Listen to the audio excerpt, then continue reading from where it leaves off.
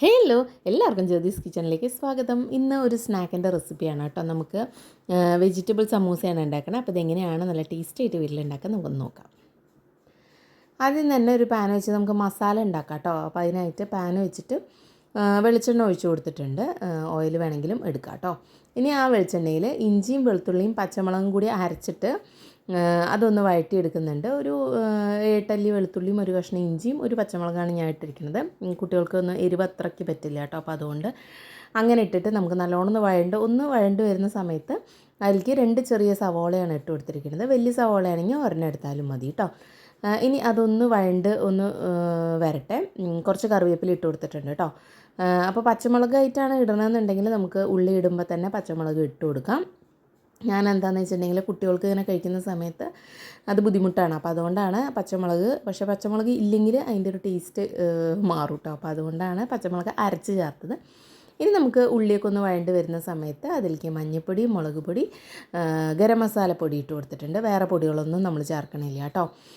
ഇനി ഗരം മസാലയ്ക്ക് പകരം ചിക്കൻ മസാല വേണമെങ്കിൽ അതും എടുക്കാം. അപ്പോൾ ഒരു 1/4 ടീസ്പൂൺ മഞ്ഞൾപ്പൊടി, ഒരു 1/2 ടീസ്പൂൺ മുളക് പൊടി, 1 ടീസ്പൂൺ ഗരം മസാലയാണ് ചേർത്തിട്ടുള്ളത്. ഇനി അതൊന്ന് ആ പച്ചക്കുത്തൊക്കെ ഒന്ന് പോകുന്ന സമയത്ത് നമുക്കിതിലേക്ക് നമ്മൾ ഏതൊക്കെ പച്ചക്കറികൾ ഇടണ്ടോ അതൊക്കെ ഇടാം. പനീർ വേണമെങ്കിൽ പനീർ ഇടാം. ഞാൻ ക്യാരറ്റും ഉരുളക്കിഴങ്ങും ഗ്രീൻ പീസും മാത്രമാണ് കേട്ടോ ഇടുന്നത്. അപ്പോൾ ഇതൊക്കെ ചെറുതായിട്ട് അരിഞ്ഞിട്ടാണ് ഇട്ട് കൊടുക്കുന്നത്.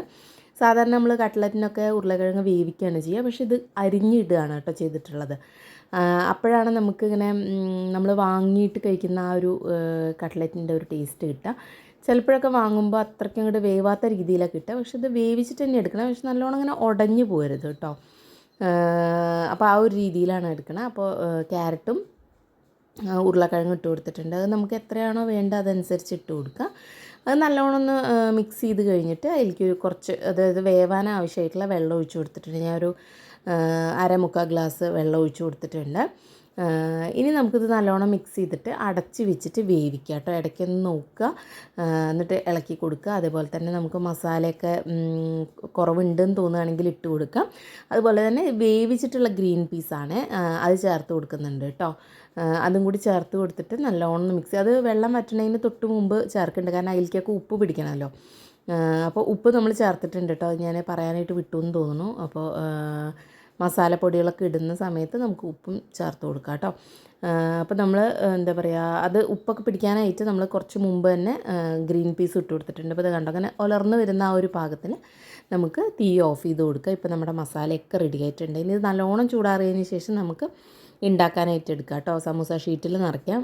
അതിന് മുമ്പ് ചൂടാറണം നമ്മൾ കയ്യിൽ ഇങ്ങനെ വെച്ചപ്പോൾ കൈ പൊള്ളാണ്ടിരിക്കാൻ വേണ്ടിയിട്ടാണ് കേട്ടോ അത് പറഞ്ഞത്. അപ്പോൾ ഇത് നല്ലോണം ഒന്ന് ചൂടാറട്ടെ. അപ്പോൾ നമ്മുടെ മസാലയൊക്കെ ചൂടാറിയിട്ടുണ്ട്. അതുപോലെ തന്നെ കുറച്ച് മൈദ ഞാൻ വെള്ളം ഒഴിച്ചിട്ട് ഇതുപോലെ പേസ്റ്റാക്കി വെച്ചിട്ടുണ്ട് കേട്ടോ, നമുക്ക് ഒട്ടിക്കാനായിട്ട്. അതിൽ ഒന്നും ചേർത്തിട്ടില്ല, വെറുതെ കുറച്ച് മൈദയിൽ കുറച്ച് വെള്ളം ഒഴിച്ചിട്ട് ഇങ്ങനെ കട്ട് ചെയ്തിട്ടുള്ള ഒരു പേസ്റ്റാക്കി എടുത്തിട്ടുണ്ട്. അത്രയേ ഉള്ളൂ കേട്ടോ. ഇനി നമുക്ക് സമൂസ ഷീറ്റ് എടുത്തതിന് ശേഷം നമുക്കിതിലേക്ക് മസാല ഇങ്ങനെ നിറച്ചിട്ട് ഇതാക്കി എടുക്കാം കേട്ടോ. അപ്പോൾ അത് സമൂസ ഷീറ്റ് കറക്റ്റായിട്ട് അറിയില്ല എന്നുള്ളവർ ഇതൊന്ന് നോക്കിക്കഴിഞ്ഞാൽ നമുക്ക് മനസ്സിലാക്കും കേട്ടോ. അങ്ങനെ ടൈറ്റായിട്ട് തന്നെ ചെയ്യാം. ഒരുപാട് ഇവിടെ വലിച്ചു കഴിഞ്ഞാൽ അത് കീറുകയും ചെയ്യും കേട്ടോ. അപ്പോൾ ഒന്ന് ഇത്തിരി നമ്മൾ ടൈറ്റായിട്ട് ഇങ്ങനെ പിടിച്ചാൽ മതി. അപ്പോൾ നല്ല കറക്റ്റായിട്ട് വന്നോളും. എന്നിട്ട് ആ അറ്റത്തെ ഭാഗത്ത് നമുക്ക് കുറച്ച് മൈദ തേച്ചിട്ട് അതൊന്ന് ഒട്ടിച്ചെടുക്കാം കേട്ടോ. അപ്പോൾ അതങ്ങനെ നമ്മൾ മൈദ തേച്ചിട്ട് വെക്കുന്ന സമയത്ത് ഒട്ടി ഇരിക്കും. പിന്നെ മൈദ ഇത്ര കട്ടി പേസ്റ്റ് ആക്കണം എന്നില്ല കേട്ടോ, കുറച്ചും കൂടി വെള്ളം ചേർക്കാം. അപ്പോൾ കണ്ടോ, നല്ല കറക്റ്റായിട്ടുള്ളൊരു സമൂസ ആയിട്ടുണ്ട്. ഒരു ഭാഗത്തും നമുക്ക് ഇതായിട്ടൊന്നുമില്ല, നല്ല സുഖമായിട്ട് കിട്ടിയിട്ടുണ്ട്. പിന്നെ അതുപോലെ തന്നെ ഫ്രിഡ്ജിലാണ് നമ്മൾ സമൂസ ഷീറ്റ് വെക്കാമല്ലോ. അപ്പോൾ നമ്മൾ ഉണ്ടാക്കുന്നതിന് കുറച്ച് നേരം മുമ്പ് എടുത്ത് പുറത്ത് വെക്കണം കേട്ടോ. ഫ്രിഡ്ജിൽ നിന്ന് നേരെ എടുത്ത് ചെയ്യുമ്പോൾ അതിങ്ങനെ ഇത്തിരി ബലം ഉണ്ടാവും. അപ്പോൾ അതുകൊണ്ട് നമ്മൾ കുറച്ച് മുമ്പ് എടുത്ത് പുറത്ത് വെക്കണം. അപ്പോഴാണ് നമുക്ക് ഇതേപോലെ സുഖമായിട്ട് മടക്കാനൊക്കെ പറ്റുള്ളൂ. അപ്പോൾ ഇതാ സമൂസ ഷീറ്റ് എല്ലാം എടുത്തിട്ട് അപ്പോൾ ചെറുതായിട്ട് പൊട്ടിയിട്ടുണ്ട്. അപ്പോൾ നമ്മൾ ആദ്യമൊക്കെ ചെയ്യുമ്പോൾ ഇത്തിരി ബുദ്ധിമുട്ട് തോന്നും. പിന്നെ നമ്മൾ അങ്ങനെ ചെയ്ത് വരുമ്പോൾ നല്ല സുഖമായിട്ടും അതുപോലെ തന്നെ പെട്ടെന്നൊക്കെ കിട്ടും കേട്ടോ.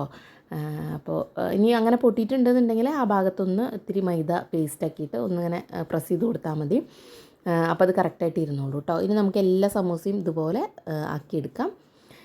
ഇനി ഞാൻ ഓയിൽ ചൂടാവാനായിട്ട് വെച്ചിട്ടുണ്ടായിരുന്നു. ഓയിൽ ചൂടാവുന്ന സമയത്ത് നമുക്ക് സമൂസ ഓരോന്നായിട്ട് ഇട്ട് കൊടുക്കാം. ഓരോന്നല്ല, നമ്മൾ വെക്കുന്ന പാനിൽ എത്ര കൊള്ളും അതനുസരിച്ചിട്ട് നമുക്ക് ഇട്ടെടുക്കാം. ഇത് പെട്ടെന്നാവും, അതുകൊണ്ട് തീ നല്ലോണം നോക്കണം, അല്ലാന്നുണ്ടെങ്കിൽ പെട്ടെന്ന് കരിയാനുള്ള ചാൻസ് ഉണ്ട് കേട്ടോ. അപ്പോൾ ഒരു മീഡിയം എന്താ പറയുക ചൂടിൽ വെച്ചിട്ട് നമുക്ക് ഫ്രൈ ചെയ്തെടുക്കാം.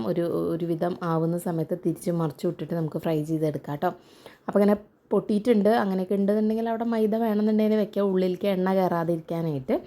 ഇപ്പോൾ ഇതാ കണ്ടോ, ഈ ഒരു പാകമാകുമ്പോൾ നമുക്ക് എടുക്കാം കേട്ടോ. അപ്പോൾ ഒന്നിങ്ങനെ ചിരിച്ചിട്ടൊക്കെ പിടിക്കുക. ഇനി അഥവാ വല്ല ഗ്യാപ്പ് ഉണ്ടെന്നുണ്ടെങ്കിൽ എണ്ണ പോകാനായിട്ട്. അപ്പോൾ മുഴുവൻ സമൂസയും നമുക്കിതുപോലെ ഫ്രൈ ചെയ്തെടുക്കാം. എണ്ണ മാത്രം ഒന്ന് ചൂട് നോക്കുക കേട്ടോ, പെട്ടെന്ന് കരിയുമ ഷീറ്റിന് തീരെ കനമില്ലാത്തതുകൊണ്ട്. അപ്പോൾ ഇതുപോലെ തന്നെ നമുക്ക് എല്ലാ സമൂസയും ഉണ്ടാക്കിയെടുക്കാം.